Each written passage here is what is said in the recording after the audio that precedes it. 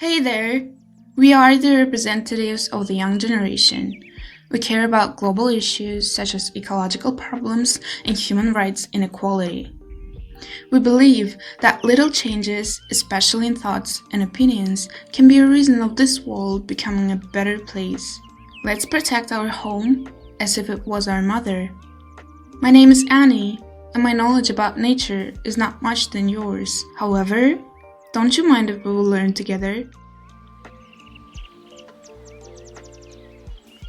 Hello everybody, I'm so glad to say that this is our second episode of our podcast, which is called You Have a Mother. So today we're gonna talk about ecological feminism, aka Eco-Feminism, and now I will try to explain what is it. So, this is a branch of feminism that examines the connections between women and nature. Its name was coined by French feminist Françoise de Beaune in 1974. Ecofeminism uses the basic feminist tenets of equality between genders, a revaluing of non-patriarchal or non-linear structures, and a view of the world that respects organic processes, holistic connections, and the merits of intuition and collaboration.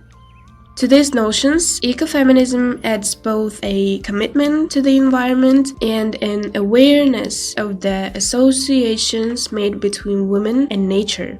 Specifically, this philosophy emphasizes the ways both nature and women are treated by patriarchal or male-centered society. Ecofeminists examine the effect of gender categories in order to demonstrate the ways in which social norms exert unjust dominance over women and nature. The philosophy also contends that those norms lead to an incomplete view of the world, and its practitioners advocate an alternative worldview that values the earth as sacred, recognizes humanity's dependency on the natural world, and embraces all life as valuable. Ecofeminism, an attempt to outline a new utopian horizon addressing the environmental issue from the categories of patriarchy, androcentrism, care, sexism, and gender.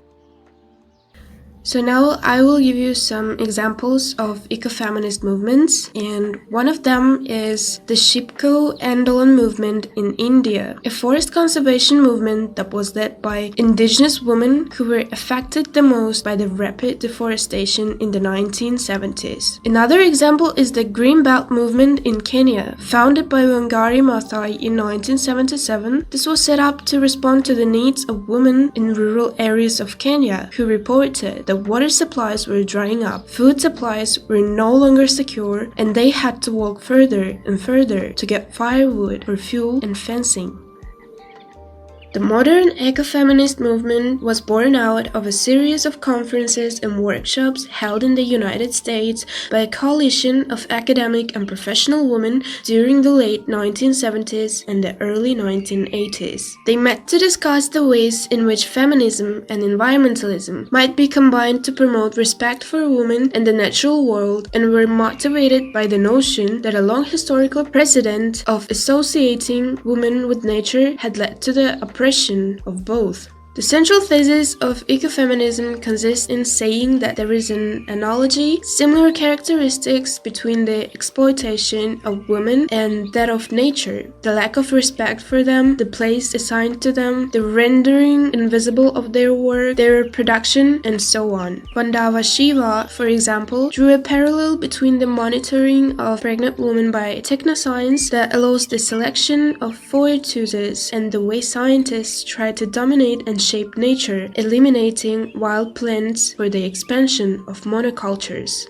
Ecofeminists show that these oppressions are connected, that they reinforce each other in patriarchal culture, but it is through very concrete struggles that they have come to articulate feminist and ecological issues, to intersect the battles against the dominations suffered by women in nature and thus allow their emancipation. Ecofeminism developed through the collective, inventive, creative, non-violent experience of women and not theoretically.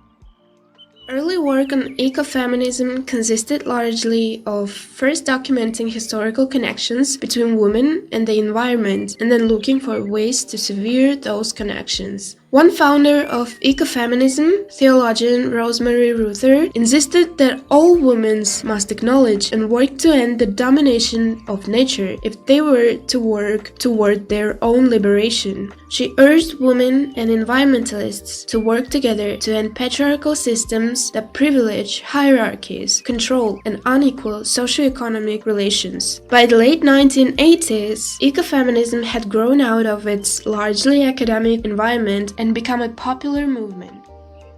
Many scholars cite the feminist theorist Ines King as the cause of that popularization. In 1987, King wrote an article titled "What is Ecofeminism?" that appeared in The Nation.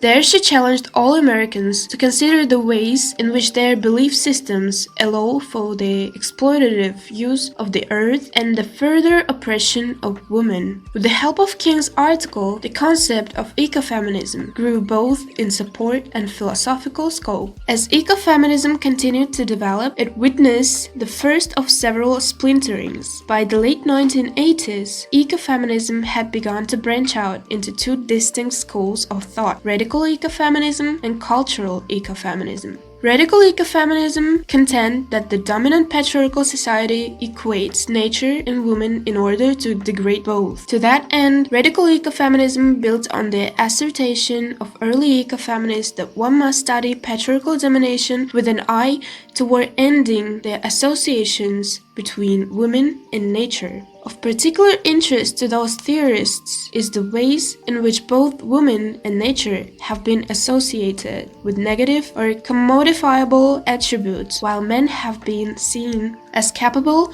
of establishing order. That division of characteristics encouraged the exploitation of women and nature for cheap labor and resources. Cultural ecofeminists, on the other hand, encourage an association between women and the nature. They contend that women have a more intimate relationship with nature because of their gender roles: family nurturer, a provider of food, and their biology: menstruation, pregnancy, and lactation. As a result, cultural ecofeminists believe that such associations allow women to be more sensitive to the sanctity and degradation of the environment. They suggest that this sensitivity ought to be prized by society insofar as it establishes a more direct connection to the natural world with which humans must coexist.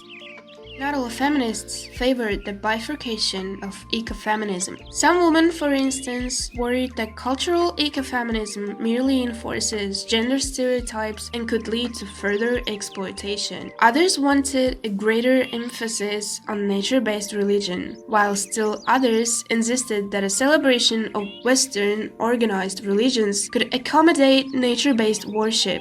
Those same groups also differed with regard to the romanticization of nature and the roles that various practices, such as vegetarianism or organic farming, ought to play in the application of ecofeminist principles. As a result, the movement continued to grow and expand in order to accommodate those variations, and most self-identified ecofeminists celebrate the myriad definitions and applications available under the general rubric of ecofeminism.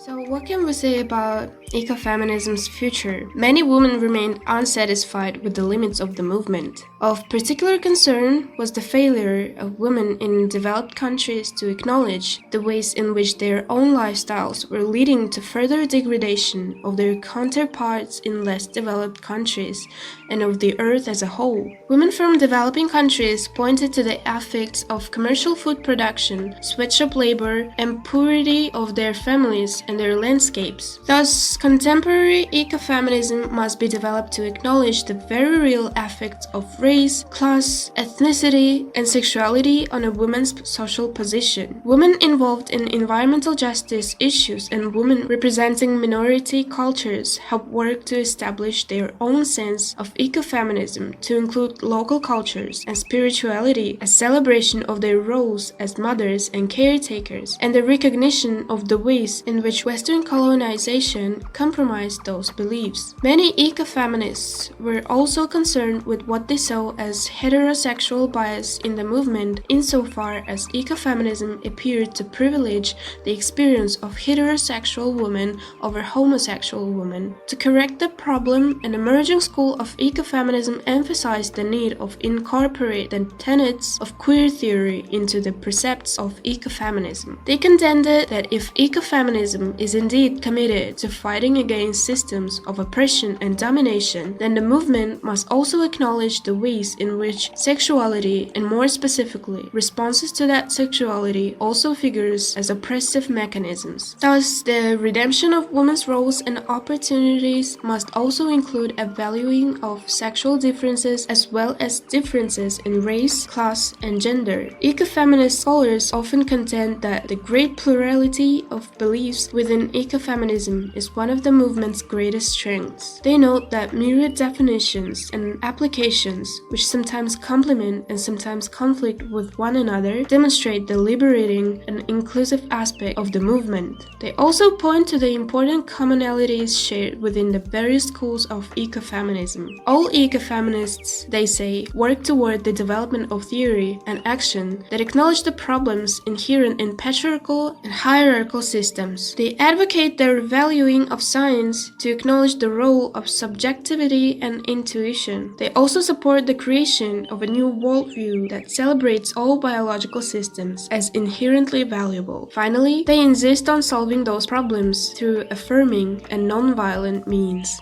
So today we have found out what ecofeminism is about, and also we've got to know that ecofeminism witnessed several splinterings and in general what ecofeminism stands for. As a conclusion, I would like to ask a question. What is ecofeminism for you, and do you support it? At the end of it all, don't you have a mother? Let's save the earth, innocent creatures, and humanity, at least for future generations.